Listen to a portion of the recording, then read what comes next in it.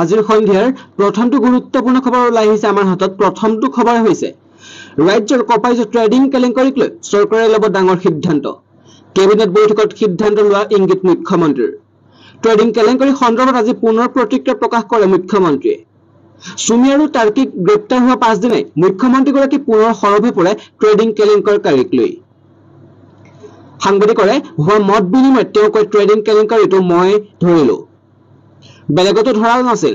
এতিয়া ধৰা মানুহজনক আক্ৰমণ কৰি কি বুজাব বিচৰা হৈছে? এই ধৰণৰ কথা পৰোক্ষভাৱে অপৰাধী কেইজনক ভিটামিন দিয়াৰ কথা মুখ্যমন্ত্ৰীয়ে লগতে কয় যে কালি অপৰাধী কেইজন প্ৰথম গ্ৰেপ্তাৰ কৰি এটা জিমখানালৈ গৈছে, তাৰ পিছত এটা চেনেলক সাক্ষাৎকাৰ ল'বলৈ সুবিধা দিয়া হৈছে।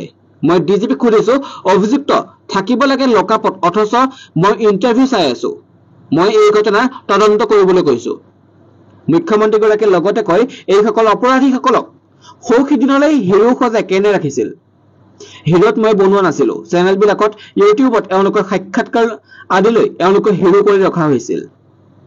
আজি কেবিনেট বৈঠকত এটা সাহসী সিদ্ধান্ত লোৱা হ'ব বুলি মুখ্যমন্ত্ৰীগৰাকীয়ে লগতে উল্লেখ কৰে। এইবিলাক কথাত কোনো আপোচ কৰা নহ'ব বুলি উল্লেখ কৰি মুখ্যমন্ত্ৰীগৰাকীয়ে সাংবাদিক আৰু আৰক্ষীৰ সম্পৰ্কক চিন্তনীয় বিষয় বুলি অভিহিত কৰে। মুখ্যমন্ত্ৰীগৰাকীয়ে লগতে ট্ৰেডিং কেলেংকাৰী পোহৰলৈ অনাত তেওঁ গ্ৰহণ কৰা ভূমিকাৰ বিষয়েও উল্লেখ কৰে। তেওঁ কয়, ট্ৰেডিং কেলেংকাৰীটো মই ধৰিছো, মোক 1 কোটি টকা দিব আহোঁতেই ধৰা পৰিল ট্ৰেডিং প্ৰবঞ্চক। ইপিনে দীপাৱলীৰ পূৰ্বে কমিব নেকি পেট্ৰল ডিজেলৰ দাম? কিমান টকা কমিব পাৰে? আন্তৰ্জাতিক বজাৰত অপৰিশোধিত তেলৰ দামত ব্যাপক পতন ঘটিছে। দাম নামিছে 3 বছৰৰ সৰ্বনিম্ন স্তৰলৈ। এই পৰিস্থিতি ঘৰুৱা বজাৰত পেট্ৰল ডিজেলৰ দাম কমিব পাৰে বুলি ধাৰণা কৰা হৈছে। মঙলবাৰে গ্ল'বেল অইল বেঞ্চমাৰ্কত ব্ৰেণ্ট ক্ৰুড প্ৰতি বেৰেলত $70 তললৈ নামি যায়। 2021 চনৰ ডিচেম্বৰ পিছত প্ৰথমবাৰ ইমান সস্তা হয় ক্ৰুড অইল। কিন্তু হাৰিকেনৰ বাবে মেক্সিকো উপসাগৰত অপৰিশোধিত তেলৰ সৰবৰাহত সমস্যা হয়, ফলত দাম কিছু বৃদ্ধি পায়।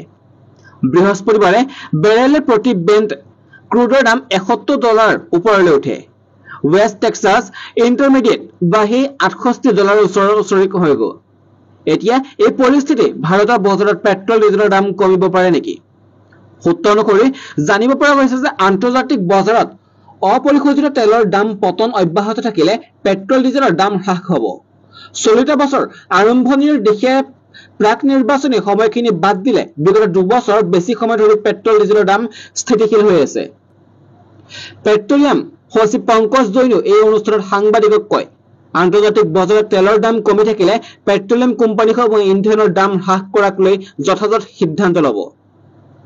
খবৰ অনুসৰি 3টা চৰকাৰী ইন্ধন বিক্ৰেতা সংস্থাই পেট্ৰল ডিজেলৰ পৰা ভাল মুনাফা লাভ কৰিছে, কিন্তু দাম কমোৱাৰ পূৰ্বেই বজাৰৰ প্ৰৱণতা সম্পৰ্কে নিশ্চিত হ'ব বিচাৰে তেওঁলোক। এজন চৰকাৰী কৰ্মকৰ্তাই কয়, পেট্ৰলিয়াম বিপণন সংস্থাসমূহে এনে পৰিস্থিতি নিবিচাৰে যাতে দাম হ্ৰাস পোৱাৰ পিছতে আন্তৰ্জাতিক বজাৰত দাম বৃদ্ধি পালে। ব্ৰকাৰেজ সংস্থা এমকে গ্লোবেল ফাইনেন্সিয়েল ছাৰ্ভিচৰ মতে Indian oil corporation, Bharat petroleum corporation limited আৰু হিন্দুস্তান পেট্ৰলিয়াম কৰ্পোৰেচন লিমিটেডে মহাৰাষ্ট্ৰৰ বিধানসভা নিৰ্বাচনৰ পূৰ্বেই পেট্ৰল আৰু ডিজেলৰ দাম হ্ৰাস কৰিব। এমকে গ্লোবেলে কৈছে, 1 মাহৰ বাবে জম্মু কাশ্মীৰ আৰু হাৰিয়ানাত আচৰণবিধি কাৰ্যকৰী হৈছে। এনে পৰিস্থিতি ধাৰণা কৰা হৈছে দীপাৱলী আশে-পাশে মহাৰাষ্ট্ৰৰ নিৰ্বাচনৰ পূৰ্বে দাম কমিব। পেট্ৰল আৰু ডিজেলত প্ৰতি লিটাৰ 2 টকাকৈ হ্ৰাস পাব পাৰে। ইপিনে কচুতলী উচ্ছেদিত লোকসকলক বাংলাদেশী বুলি সন্দেহ। আগষ্টত ট্ৰেক্টৰে বয়বস্তুলৈ আহিছিল একাংশ লোক। ডিজিপি জিপি সিঙে এই মন্তব্য কৰিছে। সোণাপুৰ কচুতলীত আজি অব্যাহত আছে উত্তেজনা। 5 জনক গ্ৰেপ্তাৰ কৰাৰ লগতে সোধা-পোছাৰ বাবে আটক কৰা হৈছে 6 জনকৈ লোকক। বেদখলকাৰীৰ বিৰুদ্ধে কঠোৰ হৈছে প্ৰশাসন। সাধাৰণ লোকৰ প্ৰৱেশ নিষিদ্ধ কৰা হৈছে কচুতলী পথেৰে। সোণাপুৰৰ কচুতলীত আজি অব্যাহত আছে উত্তেজনা। 5 জনক গ্ৰেপ্তাৰ কৰাৰ লগতে সোধা-পোছাৰ বাবে আটক কৰা হৈছে 6 জনকৈ লোকক। বেদখলকাৰীৰ বিৰুদ্ধে কঠোৰ হৈছে প্ৰশাসন। সাধাৰণ লোকৰ প্ৰৱেশ নিষিদ্ধ কৰা হৈছে কচুতলী পথেৰে। আৰক্ষীয়ে স্থাপন কৰিছে বেৰিকেড। অতিৰিক্ত বাহিনীও মোতায়েন কৰা হৈছে কচুতলীত। কচুতলীত পুনৰ উচ্ছেদ অভিযান চলাবলৈ সাজু প্ৰশাসন। 5ম দিনৰ বাবে উচ্ছেদ চলাব প্ৰশাসনে। উচ্ছেদস্থলীত সষ্টম হৈ আছে আৰক্ষী প্ৰশাসন। উচ্ছেদস্থলীৰ পৰা আঁতৰি গৈছে কিছু লোক। পুৱাৰে পৰা তালিটোপোলালৈ ঢাপলি মেলিছে বেদখলকাৰীয়ে। বৃহস্পতিবাৰে যুদ্ধক্ষেত্ৰত পৰিণত হৈছিল উচ্ছেদস্থলী। আৰক্ষী বেদখলকাৰী সংঘৰ্ষত নিহত হয় 2জন লোক। সোণাপুৰ জিলা চিকিৎসালয় আৰক্ষীৰ গুলীত মৃত্যু হোৱা 2 বেদখলকাৰী হাইদৰ আলী আৰু জৱাহিদ আলী বুলি চিনাক্ত কৰা হৈছে। অৰ্ধ শতাধিক আৰক্ষী বেদখলকাৰী আহত হয় এই উচ্ছেদ অভিযানত। ইপিনে আজি কচুতলিত উপস্থিত হৈ পৰিস্থিতি বুজ লয় অসম আৰক্ষীৰ সঞ্চালক প্ৰধান জি.পি. সিঙে। ঘটনাস্থলীত উপস্থিত হৈ কালিৰ আক্ৰমণৰ ঘটনাত তৃতীয় শক্তিয়ে জড়িত থকাৰ সন্দেহ কৰিছে ডিজিপিয়ে। তেওঁ কয়, তৃতীয় শক্তিশাল নহলে হঠাৎ এনে ঘটনা নহয়। মহানগৰ আৰক্ষী নিজাববীয়াকৈ গোচৰ ৰুজু কৰিছে। আৰক্ষী আটক কৰিছে কেইবাজনো। কালি ৰেলৱে সম্পত্তি ধ্বংস কৰাৰ লক্ষ্য আছিল বুলি তথ্য পোৱা গৈছে। আক্ৰমণকাৰী কঠোৰৰ পৰা কঠোৰতম শাস্তি হ'ব বুলিও ঘোষণা কৰে ডিজিপিয়ে।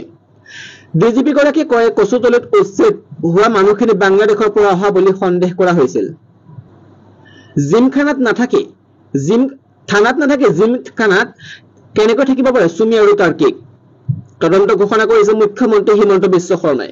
ট্ৰেডিং কেলেংকাৰীৰ অন্যতম অভিযুক্ত চুমি বৰা আৰু তাৰ্কিক বৰাক গ্ৰেপ্তাৰ কৰাৰ পাছতেই শুকুৰবাৰে প্ৰতিক্ৰিয়া প্ৰকাশ কৰে ৰাজ্যৰ মুখ্যমন্ত্ৰী হিমন্ত বিশ্ব শৰ্মাই। তেওঁ কয় যে চুমি তাৰ্কিকক গ্ৰেপ্তাৰ কৰি থানালৈ আনিব লাগিছিল। জিমখানা ক্লাবলৈ লৈ যোৱাটো যুক্তিসংগত নাছিল। ট্ৰেডিং কেলেংকাৰীৰ অন্যতম অভিযুক্ত চুমি বৰা আৰু তাৰ্কিক বৰাক গ্ৰেপ্তাৰৰ পাছতে শুকুৰবাৰে প্ৰতিক্ৰিয়া প্ৰকাশ কৰে ৰাজ্যৰ মুখ্যমন্ত্ৰী হিমন্ত বিশ্ব শৰ্মাই। তেওঁ কয়, চুমি তাৰ্কিকক গ্ৰেপ্তাৰ কৰি থানালৈ আনিব লাগিছিল। জিমখানালৈ ক্লাবলৈ লৈ যোৱাটো যুক্তিসংগত নাছিল। অপৰাধীক কিয় জিমখানা ক্লাবলৈ লৈ যোৱা হ'ল তাৰ তদন্ত কৰিবলৈ দিছো। মুখ্যমন্ত্ৰীগৰাকীয়ে লগতে অপৰাধী লকআপত নাথাকি জিমখানা ক্লাবলৈ কেনেকৈ গ'ল বুলিও প্ৰশ্ন কৰে। তেওঁ কয়, ঘটনা সন্দৰ্ভত লৈ মই ডিজিপি জি.পি. সিঙক লগত আলোচনা কৰিছো। আৰক্ষীৰ এটা দলে চুমি তাৰ্কিকক জিমখানা ক্লাবলৈ লৈ গৈছিল। জিমখানা ক্লাবত চেনেল সাক্ষাৎকাৰ দিয়াটো ভাল হোৱা নাই। আৰক্ষীৰ সৈতে সাংবাদিকৰ সম্পৰ্ক থকা বিষয়টো মুখ্যমন্ত্ৰীগৰাকীয়ে চিন্তনীয় বুলি অভিহিত কৰিছে। ইপিনে ব্যক্তিগত গাড়ীৰ ক্ষেত্ৰত শীঘ্ৰ টুল টেক্স ৰেহাইৰ সিদ্ধান্ত। প্ৰাইভেট গাড়ীগৰাকীৰ বাবে নীতিন গাডকাৰী বৃহৎ সিদ্ধান্ত গ্ৰহণ কৰিছে। ব্যক্তিগত গাড়ীৰ ক্ষেত্ৰত শীঘ্ৰেই টুল টেক্স ৰেহাইৰ সিদ্ধান্ত গ্ৰহণ কৰিব অতি শীঘ্ৰেই। ইপিনে অসম চুক্তিৰ 6 নং দফা বহাগ বিহুৰ পূৰ্বে বিপ্লৱ শৰ্মা আয়োগৰ 52টা পৰামৰ্শাৱলী ৰূপায়ণ কৰিব ৰাজ্য চৰকাৰে।